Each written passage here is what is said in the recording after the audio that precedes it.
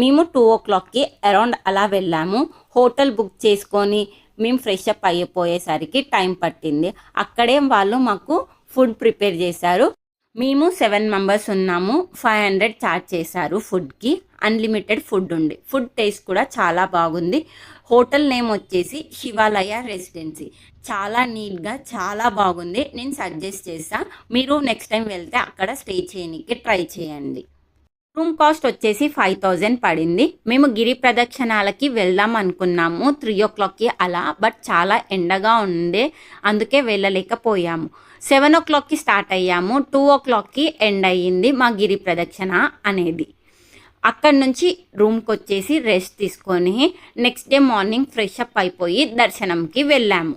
దర్శనంలో 50 దాంట్లో వెళ్ళాము. అందులో కూడా చాలా లైన్ ఉండే. 3 hours పట్టింది.